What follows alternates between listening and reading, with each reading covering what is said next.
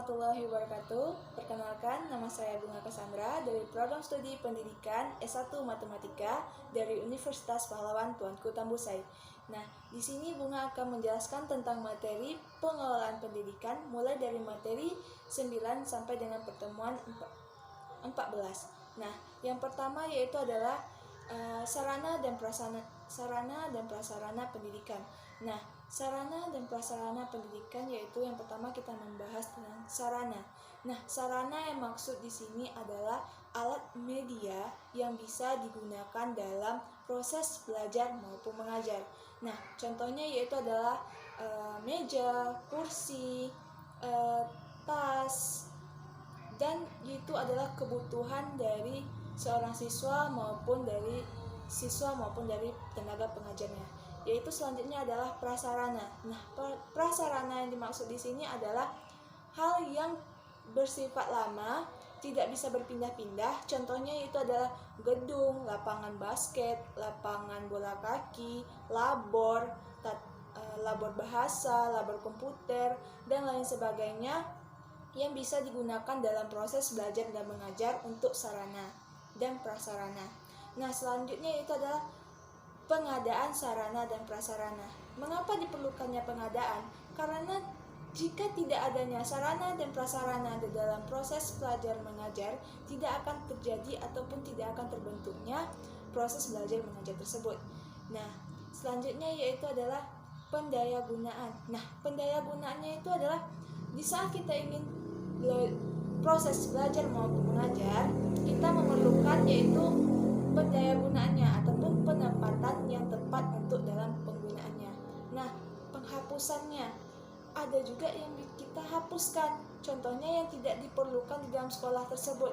Contohnya yaitu adalah seperti yang tidak dibutuhkan oleh siswa tersebut dalam bentuk apapun. Nah, pelaporan data fasilitas.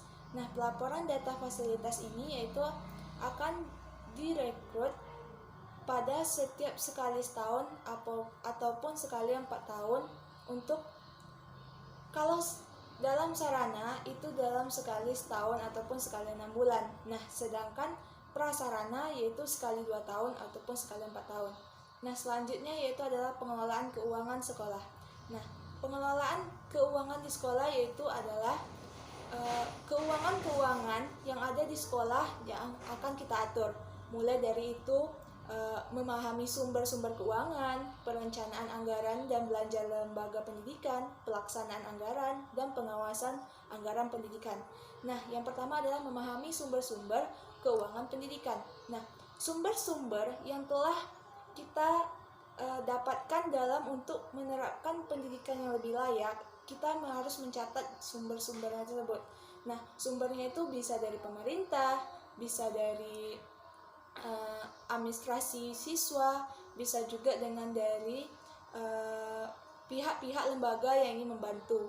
Nah, yaitu perencanaan anggaran dan belanja lembaga pendidikan. Nah, setiap perencanaan anggaran dan belanja sesuatu lembaga pendidikan itu sangatlah diperlu untuk diatur ataupun direncanakan pelaksanaan anggaran pendidikan. Nah, pelaksanaan maksudnya di sini adalah kapan ingin anggaran itu ingin dikeluarkan ataupun keuangan semuanya dicatat ketika uang itu ingin dikeluarkan untuk lembaga pendidikan.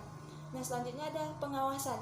Pengawasan dimaksud di sini ialah semua yang ingin menggunakan keuangan yang dari pihak sekolah itu harus memenuhi ataupun harus memiliki pengawasan seperti dicatat dalam bentuk akuntansi, diserahkan kepada pihak bendahara.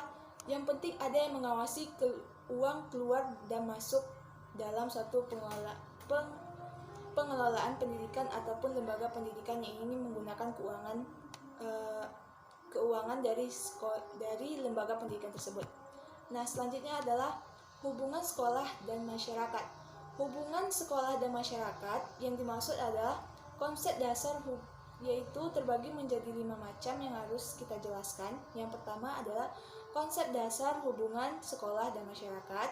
Yang kedua, jenis-jenis kegiatan hubungan sekolah dengan masyarakat. Yang ketiga, bentuk-bentuk kerjasama antara sekolah dan masyarakat. Yang keempat, peningkatan dan pendayagunaan partisipan masyarakat. Nah, yang pertama adalah konsep dasar hubungan sekolah dengan masyarakat. Nah, ketika kita ingin membangun sekolah ataupun kita ingin mengadakan kegiatan sekolah ataupun proses belajar mengajar di suatu daerah, kita harus mengarah dulu kepada masyarakatnya, apakah mereka tuh memerlukan sekolah di situ. Nah, selanjutnya adalah jenis-jenis kegiatan sekolah dengan masyarakat, seperti entah itu gotong royong, yang lebih mengarah untuk kegiatan-kegiatan yang akan membuat masyarakat berpartisipasi di sekolah tersebut. Selanjutnya yaitu adalah jenis-jenis kegiatan hubungan sekolah dengan masyarakat. Nah, jenis-jenis maksudnya di sini adalah kegiatan antara sekolah dengan pihak masyarakat yang saling kerjasama untuk meningkatkan mutu yang ada di dalam lembaga pendidikan tersebut. Nah, contohnya dengan mengadakan pertemuan dengan wali-wali murid untuk perkembangan dari siswa-siswanya tersebut, ataupun melakukan kunjungan ke rumah siswa yang memiliki bencana alam dari pihak sekolah. Nah, selanjutnya yaitu adalah bentuk-bentuk kerjasama. Nah, bentuk-bentuk kerjasama maksudnya di sini adalah partisipasi dari keluarga siswa ataupun dari pihak sekolah dengan keluarga siswa supaya terjalin komunikasi yang baik, supaya meningkatkan mutu yang lebih baik kepada sekolah tersebut ataupun dari pihak masyarakat tersebut. Nah, peningkatan dan pendayagunaan partisipasi masyarakat.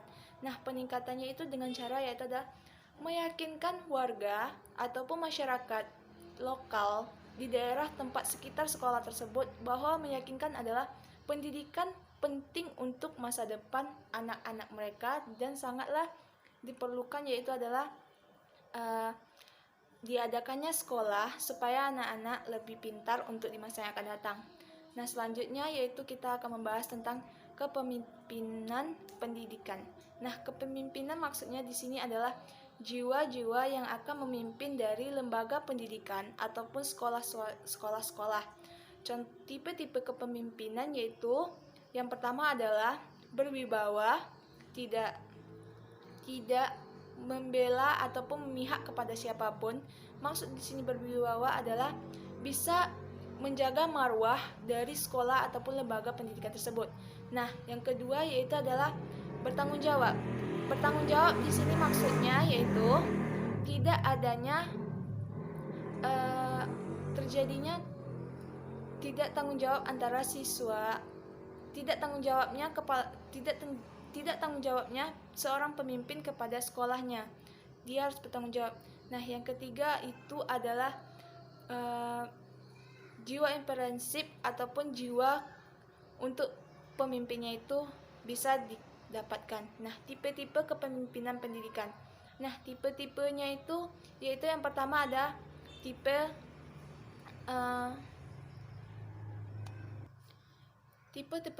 kepemimpinan, yaitu yang pertama ada kepemimpinan kambing hitam, kepemimpinan yang arogan, kepemimpinan yang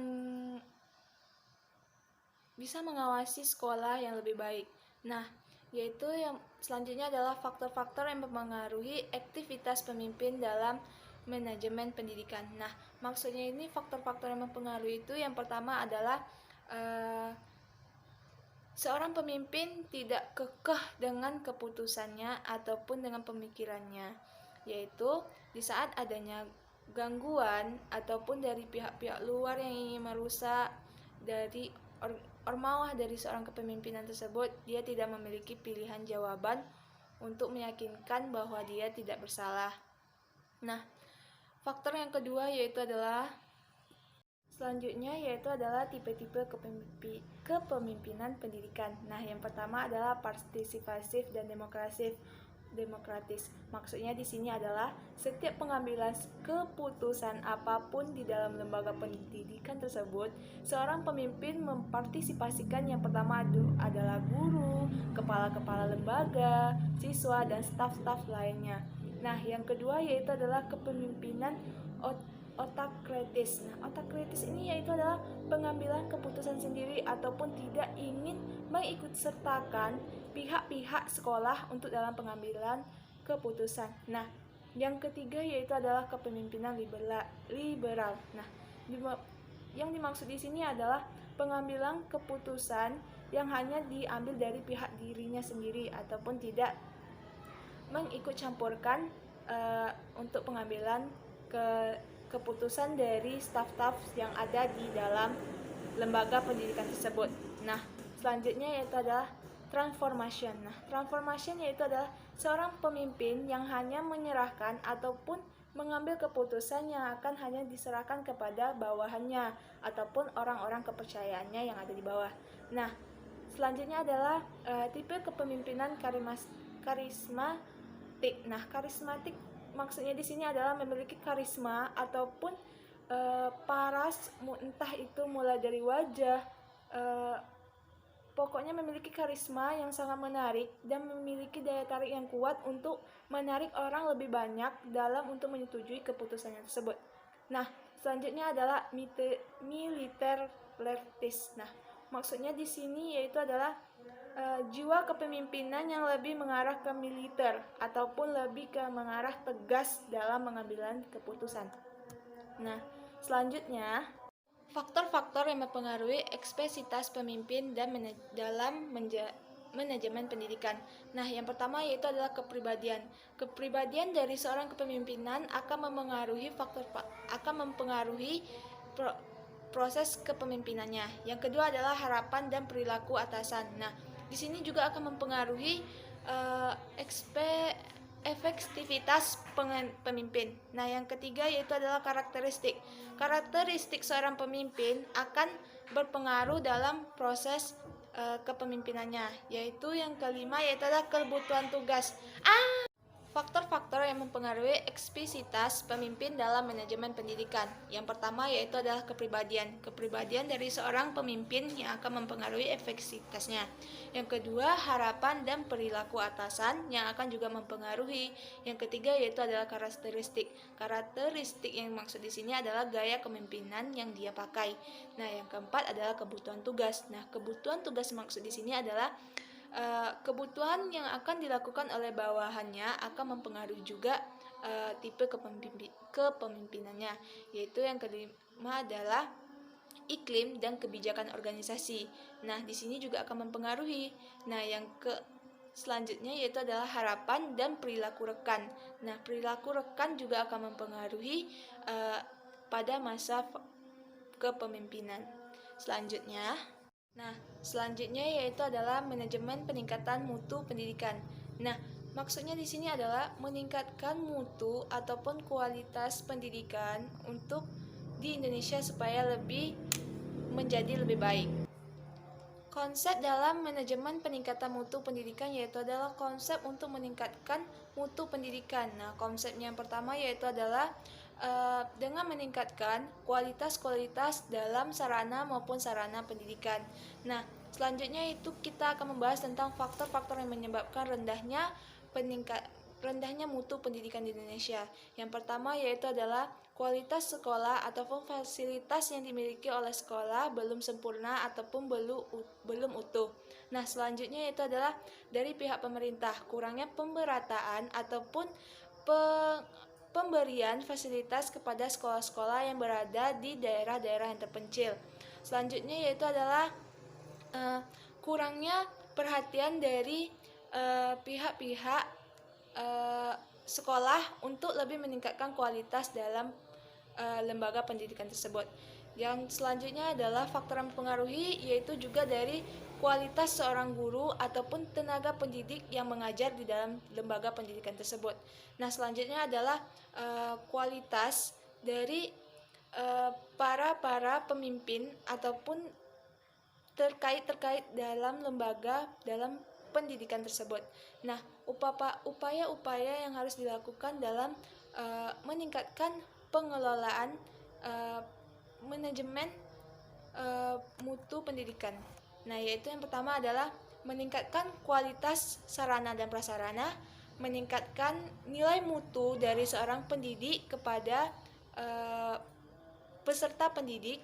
Nah, selanjutnya juga dari meningkatkan kebutuhan fasilitas yang dibutuhi oleh peserta didik kepada peserta didik yang dibutuhkan saat proses belajar mengajar seperti buku LKS, buku panduan, papan tulis, alat tulis, dan lain sebagainya. Nah, selanjutnya yaitu adalah memahami supervisi pendidikan. Nah, supervisi masuk di sini adalah supervisi yang akan dilakukan pada saat proses belajar mengajar di dalam satu lembaga pendidikan.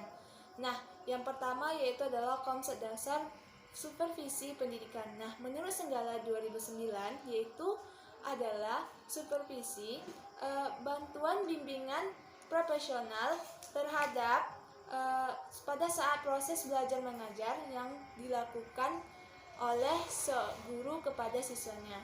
Nah, jenis-jenis supervisi pendidikan. Nah, yang pertama yaitu adalah supervisi akademik. Nah, maksudnya dia itu adalah peningkatan akademik yang dilakukan oleh guru kepada saat proses belajar dan mengajar. Nah, selanjutnya adalah supervisi administrasi. Nah, supervisi administrasi maksudnya yaitu adalah semua kegiatan administrasi yang ada di sekolah akan dilakukan peningkatan yang lebih baik dan lebih tertata. Nah, selanjutnya adalah supervisi lembaga. Nah, supervisi lembaga maksudnya yaitu adalah lebih menaikkan ataupun meningkatkan nama baik dari suatu lembaga pendidik tersebut. Nah, selanjutnya adalah teknik-teknik supervisi pendidikan. Yang pertama yaitu dilakukan pelatihan terhadap guru-guru. Yang kedua dilakukannya pengawasan terhadap guru-guru ataupun diadakannya kunjungan kepada pihak lembaga pendidikan di dalam kurang masa, yaitu ada yang 1 tahun, ada yang 2 tahun, dan ada juga yang sekali 6 bulan untuk pengawasan dalam proses belajar mengajar oleh guru. Nah, itulah yang dapat saya jelaskan dari materi pengelolaan pendidikan. Sekian, terima kasih. Wassalamualaikum warahmatullahi wabarakatuh.